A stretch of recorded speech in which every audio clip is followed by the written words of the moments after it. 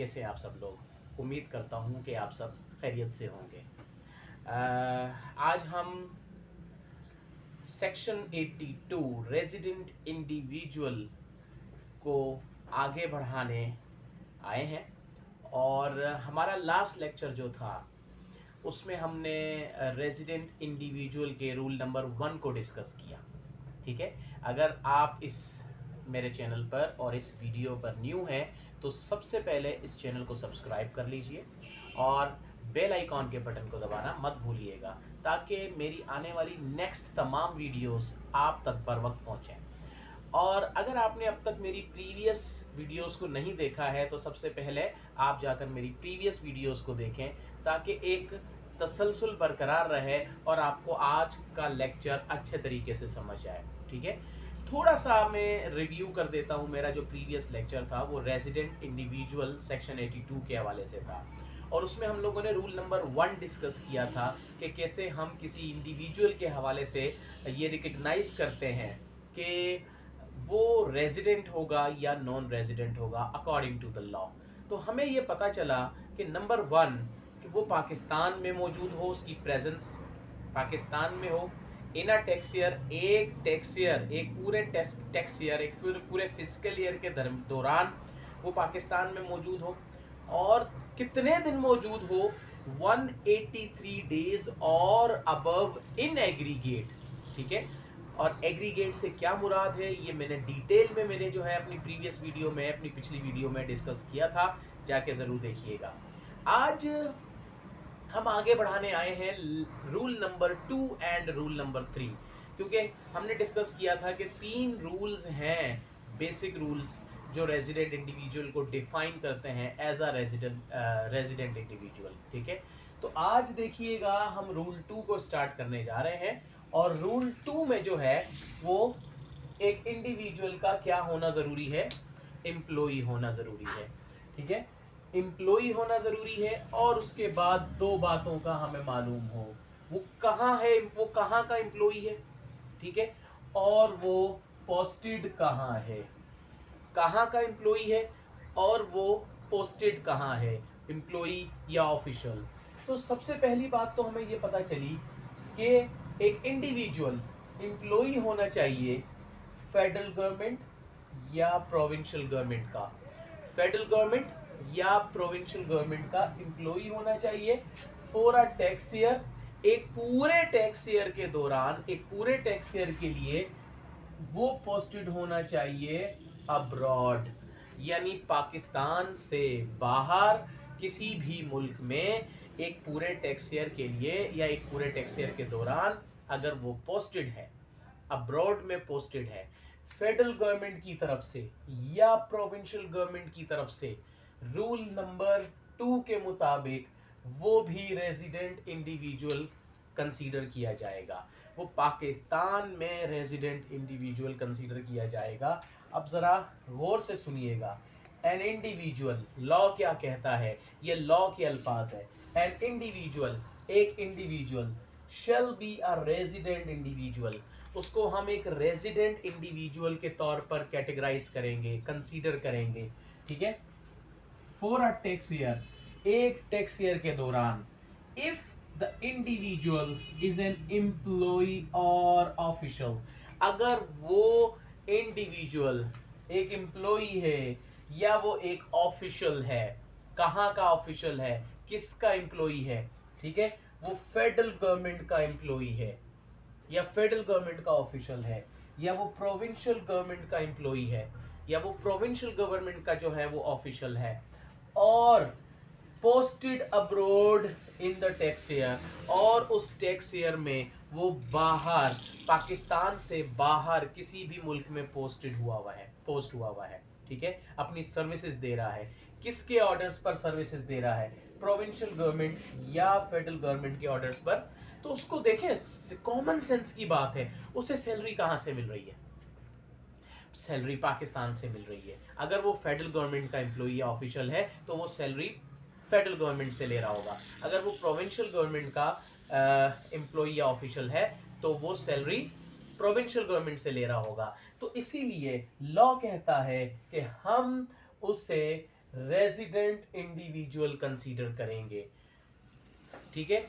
यानी उसकी tax treatment जो भी मामलात हैं वो यहीं पाकिस्तान में होंगे। अगर वो एज अ सफीर पोस्ट हुआ है किसी भी कंट्री में, यूएस में, यूके में, कनाडा में, ठीक है, वो एज अ एम्बेसडर पोस्ट हुआ है किसी भी कंट्री में, ठीक है ना, तो वहां का जो कानून है वो उसे टैक्स नहीं कर सकता, ठीक है। ये इंटरनेशनल लॉज में भी लिखा है। सिर्फ पाकिस्तान में ही उसकी इनकम जो है वो एज अ रेजिडेंट इंडिविजुअल अगर हम देखें तो क्या होगी, टैक्सेबल होगी, टैक्सेबल इनकम होगी। अच्छा, रूल नंबर 2 में आप जरा यहां देखिएगा, no requirement for presence in Pakistan. देखें रूल नंबर 1 में क्या था, रूल नंबर 1 में ये कहा जा रहा था ना कि 183 डेज या अबव पाकिस्तान में प्रेजेंस होनी चाहिए फॉर अ टैक्स ईयर, ठीक है। लेकिन यहां आपके पास प्रेजेंस इन पाकिस्तान जरूरी नहीं है। एक एम्प्लॉई है, एक ऑफिशियल है, 3 साल के लिए वो पोस्ट हो जाता है अमेरिका में, यूएसए में, या वो 3 साल के लिए पोस्ट हो जाता है कनाडा में, ठीक है। अब वो 3 साल तक वहां अपनी सर्विसेज दे रहा है, एक दिन भी उसकी पाकिस्तान में प्रेजेंस मौजूद नहीं है, but according to law and according to the rule number 2 वो रेजिडेंट इंडिविजुअल कंसीडर किया जाएगा पाकिस्तान में, और पाकिस्तान में ही टैक्स ट्रीटमेंट होगी उसकी, ठीक है। उसकी जो भी इनकम है उस पर जो भी टैक्स ट्रीटमेंट होगी वो पाकिस्तान में ही होगी, ठीक है। अच्छा, इसके बाद हमारे पास जो थर्ड रूल है, रूल नंबर 3, ये बाद में लाया गया, ये पहले नहीं था, ठीक है, ये बाद में लाया गया और गालिबन ये 2022 में लाया गया था, ठीक है ना। तो इसमें क्या है, being a citizen of Pakistani, गौर से सुनिएगा इस रूल नंबर 3 को। यहां इंटरव्यूअर आपको कंफ्यूज कर सकता है, क्यों? क्योंकि आपके माइंड में एक बात होगी 183 डेज और अबव, अगर वो पाकिस्तान में है तो रेजिडेंट है। दूसरी बात होगी अगर वो फेडरल गवर्नमेंट का एम्प्लॉई है या वो प्रोविंशियल गवर्नमेंट का एम्प्लॉई है और वो अब्रॉड पोस्टेड हुआ है तो हम उसको रेजिडेंट इंडिविजुअल कंसीडर कर रहे हैं।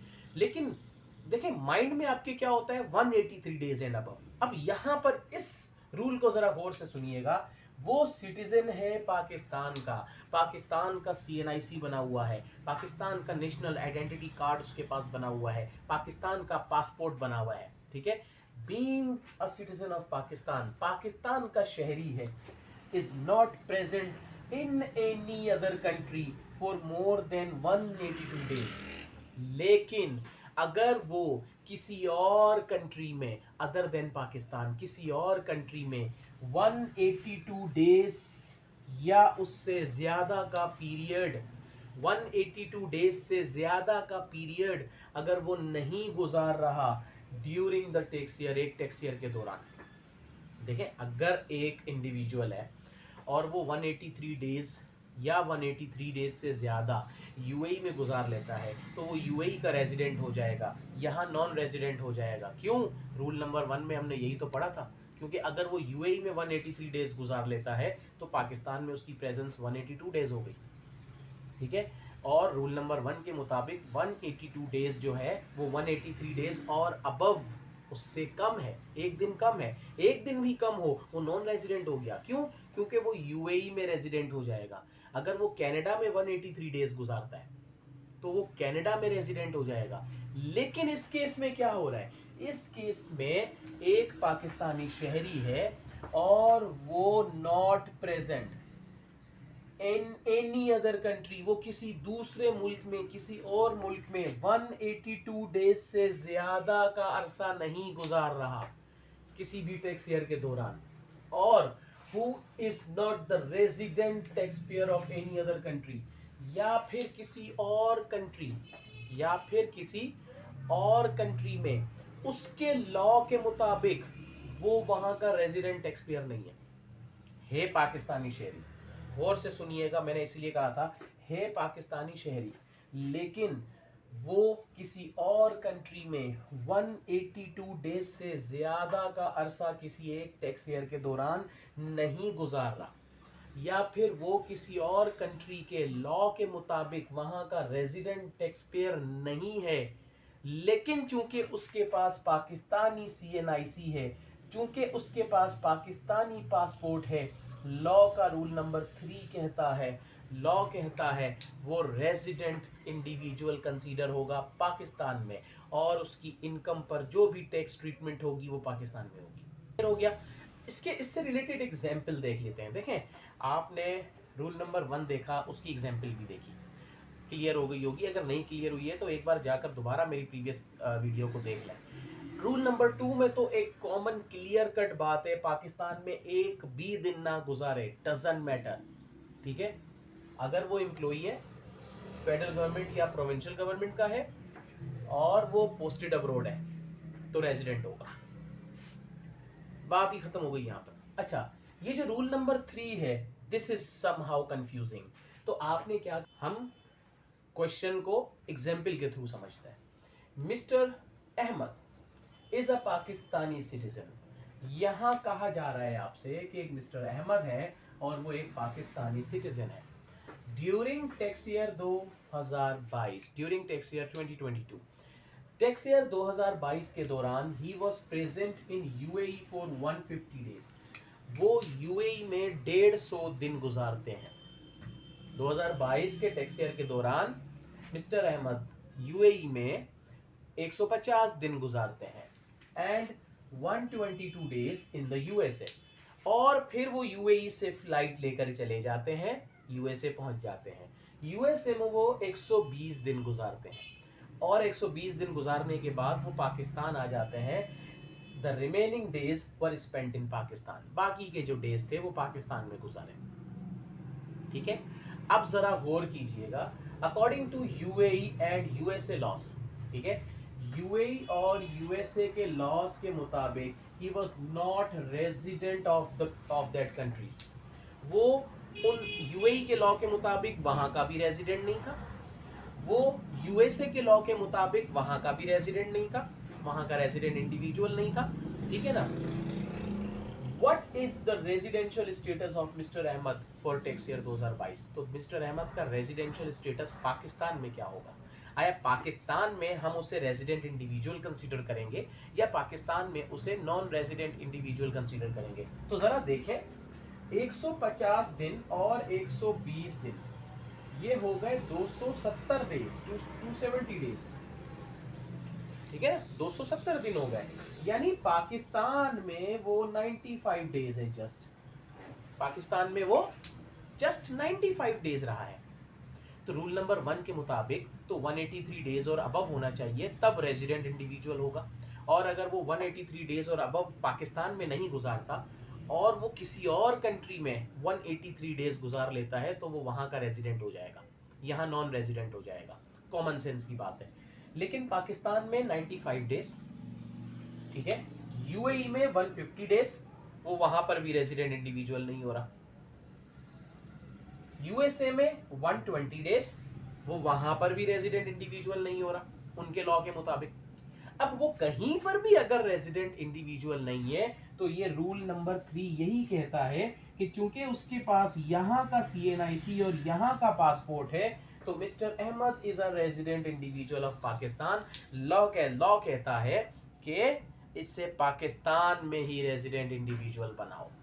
ये पाकिस्तान में रेजिडेंट इंडिविजुअल का कंसीडर किया जाएगा, कैटेगराइज जो है वो किया जाएगा, और इस पर हम पाकिस्तान में ही जो इसकी इनकम है, जो भी इसकी इनकम है पाकिस्तान में, उस पर टैक्स ट्रीटमेंट करेंगे। अब उसमें आप ये हमें प्रीवियस लेक्चर में पढ़ चुके हैं कि अगर रेजिडेंट इंडिविजुअल है तो पीएसआई प्लस एफएसआई दोनों को ऐड करके हम क्या करते हैं, टैक्स रेट अप्लाई करते हैं और टैक्स लायबिलिटी को कैलकुलेट करते हैं, ठीक है। तो इस रूल नंबर 3 के मुताबिक, इस रूल नंबर 3 के मुताबिक वो कहीं पर भी रेजिडेंट इंडिविजुअल नहीं हो रहा।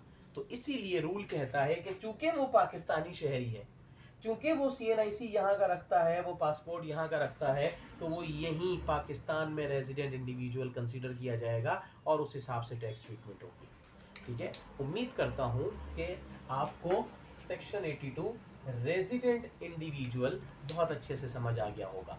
रूल 1, रूल 2 एंड रूल 3 तीनों कवर हुए। हमारी नेक्स्ट वीडियो जो है वो section 83 and section 84 resident AOP and resident company पर होगा। तब तक के लिए मुझे इजाज़त दीजिए, और अगर वीडियो पसंद आई है तो लाइक ज़रूर कर दीजिएगा, शेयर भी कीजिएगा एंड सब्सक्राइब करना मत भूलिएगा।